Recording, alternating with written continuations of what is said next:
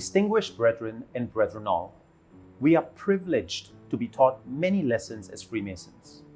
From the greater luminary, the sun, we learn that its strength lies in charitably sharing its benevolent light with all. From the lesser luminary, the moon, we discover the value of beautifying ourselves by reflecting the light of the greater luminary. That is the Freemasonic path to wisdom. So, brethren, on behalf of the District Grand Master of the District Grand Lodge of the Eastern Archipelago, Right Worshipful Brother Dato Jairaj Ratnaswamy, the Regentrification Project team of the Masonic Club's egress area, led by Worshipful Brother Robbie Hoyce-Cork, the Masonic Club and the Masonic Board, please allow me to take you on a journey through this expansive and encompassing mural that we commissioned the renowned local artist Yip Yu Chong to paint for us. The first thing that will undoubtedly capture your attention is that the mural is framed in Masonic ideal by the Corinthian, Doric, and Ionic pillars. Supported by strength and symmetry, we are invited via the 3 steps of the craft degrees and the moral significance of the working tools to sojourn into a seamlessly blended past, present, and future. When I was invited to conceptualize this mural, I felt it would be of service to the brethren of today and tomorrow if we could not just chronicle the key moments of early Freemasonry in Singapore, but also lay them out on the backdrop of the evolving and developing history of Singapore within the Eastern Archipelago. While the mural is endlessly rich and has so much worth communicating, please allow me to illuminate, for your edification, just a few scenes. The first key scene, worthy of your attention, is that of Sir Stamford Raffles in his Dutch Masonic regalia, together with Major General William Farquhar atop Fort Canning, which was originally known as Bukit Larangan. They, like us, from this vantage point, are overlooking all of downtown Singapore. To repair loss, we have, in the true Masonic spirit of brotherly love, depicted both men, possibly for the first time in history, on the level. Both deserve recognition for laying the early foundation of modern Singapore. They are standing in front of the bungalow Raffles had built, with his coat of arms on it and the Union Jack flying overhead. Raffles, if he was alive today, would scarcely believe what his little child has grown up to be. The story of modern Singapore does not start with Singapore. It starts with the British East India Company gaining a foothold in India, Penang, Malacca, Java, and Bencoolen before seeking a further inch of land to stand on in the Eastern Archipelago. Towards that effort, Raffles rendezvoused with Farquhar at the Karimun Islands before they made their way to St. John's Island on the 28th of January 1819. After negotiating a preliminary agreement with the Temenggung Abdul Rahman, Raffles on the Indiana, together with an entourage of others on the Investigator, Discover, and Enterprise, locked onto Singapore. You will notice the schooners were not able to make their way up Singapore River because there was a large slab of stone known as the Singapore Stone that was blocking the entrance. So Raffles and Farquhar, together with a sepoy, made their way up Singapore River on a sampan to plant the Union Jack on Singapore. The stone, known as the Singapore Stone, was eventually blown up by the British in 1843, 2 years prior to the founding of the first lodge in Singapore. It has undeciphered script on it, and today it can be found at the National Museum of Singapore. Negotiations with the Sultan of Johor resulted in the 1819 Singapore Treaty. It was signed on the 6th of February 1819 in the presence of Malay dignitaries, planters, and orang laos. The treaty gave the British East India Company the exclusive right to trade and maintain factories on a narrow strip of land in Singapore. In return, the Sultan and Temenggung received a yearly stipend and agreed to protect the British against their internal enemies on the island and in Johor.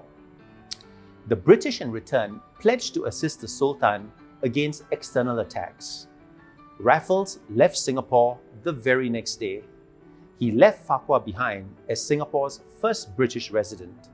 He gave Farquhar very strict instructions on how to govern Singapore.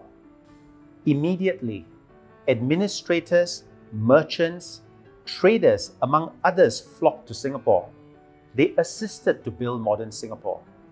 In their midst were Freemasons such as the educator, worshipful brother John Colson Smith, the trader, brother Charles Andrew Dice, and the land auctioneer, brother Thomas Owen Crane.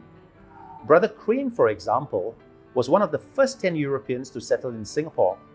And that is what these three men, in coats, black ties, and Masonic regalia represent.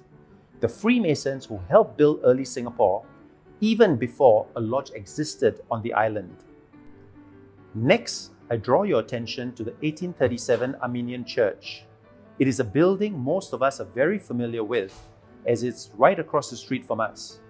The church lent its name to the street that ran alongside it, the Armenian Church Street. It was eventually shortened to Armenian Street.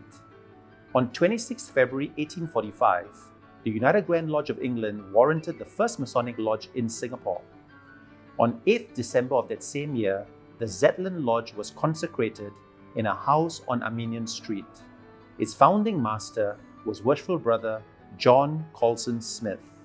Worshipful Brother Smith was also the founding master of the second lodge in Singapore, the Lodge of Fidelity. It was warranted on 3rd April 1858 and consecrated on 5th August that year. It was as a result of Worshipful Brother John Colson Smith founding these two lodges that the United Grand Lodge of England allowed the Provincial Grand Lodge of the Eastern Archipelago to be constituted later that year on the 4th of December 1858. In 1866, it was redesignated as the District Grand Lodge of the Eastern Archipelago. In 1863, with the mission of forming a province completed, the Lodge of Fidelity amalgamated into the Zetland in the East Lodge. 4 years later, in 1867, the Lodge of St. George was consecrated. It immediately became the stellar contributor it still is. It was through the collective contributions of the Brethren of the Zetland the East Lodge and the Lodge of St. George, under the leadership of Worshipful Brother Colonel Samuel Dunlop, who has served as the Worshipful Master of both lodges, that we get Freemasons Hall, Singapore. It was consecrated on 27 December 1879. On the very day its architect, Worshipful Brother Thomas Cargill, was installed as the Worshipful Master of the Zetland in the East Lodge.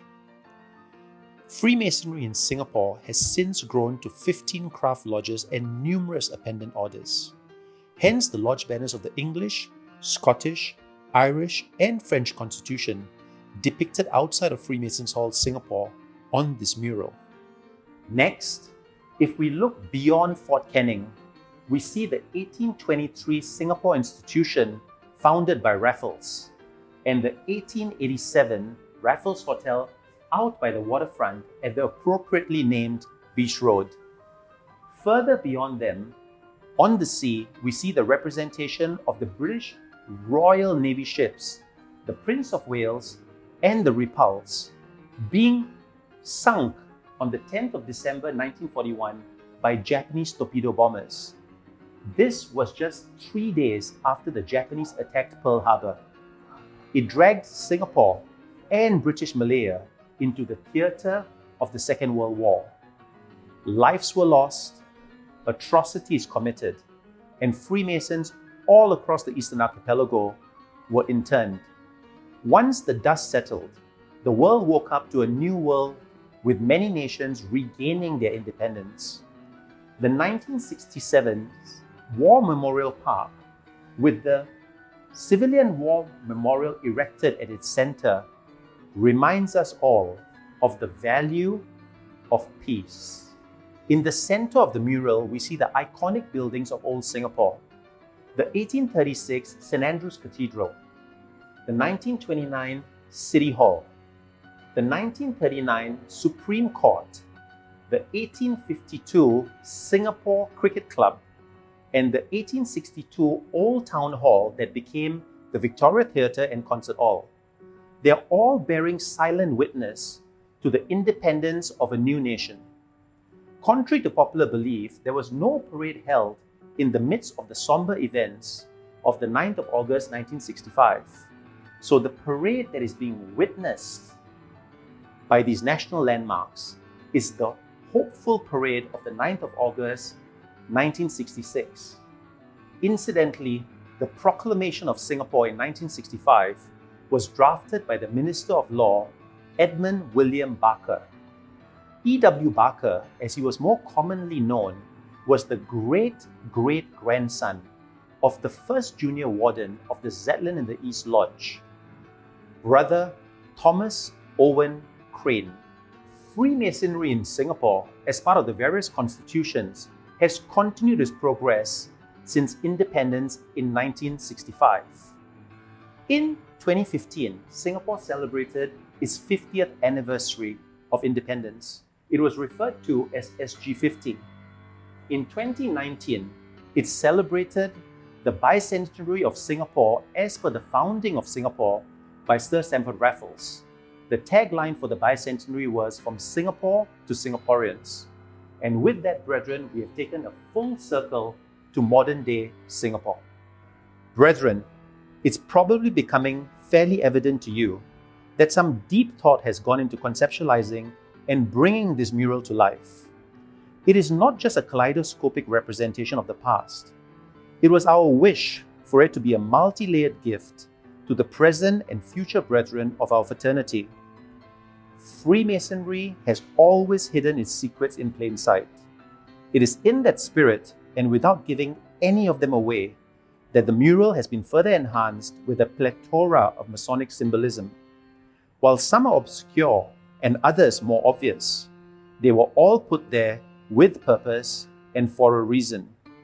At your own pleasure, we invite you to come and see what you can discover. Finally, brethren, if you excursion to the other side of the mural, you will find at the base, between the Doric and Ionic pillars, our famed Masonic pavement. It serves to remind us that we as Freemasons meet on the level and part on the square, and should learn to treat the diametrically opposite impostors of the vagaries of life just the same. At the top of the stained glass window, you will encounter the single most iconic and identifiable symbolism of Freemasonry, the square and compasses.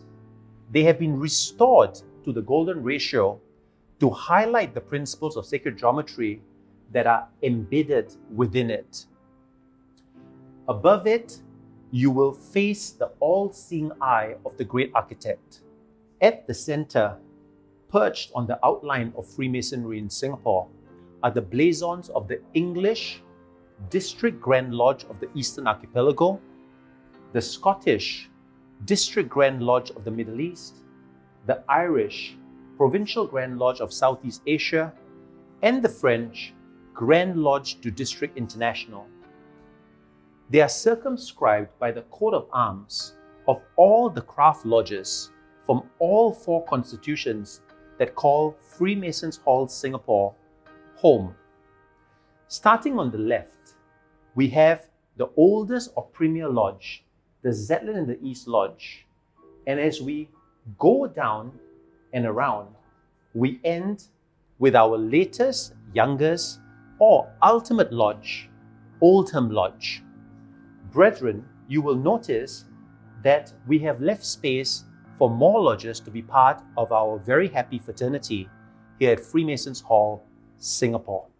With that, distinguished brethren and brethren all, on behalf of the Right Worshipful District Grand Master of the District Grand Lodge of Eastern Archipelago, the Regentrification Project team, the Masonic Club, and the Masonic Hall Board, I trust I've taken you on a delightful and informative journey of this marvelous mural. If a picture paints 1,000 words, this was our attempt to paint all of Freemasonry in Singapore at one go.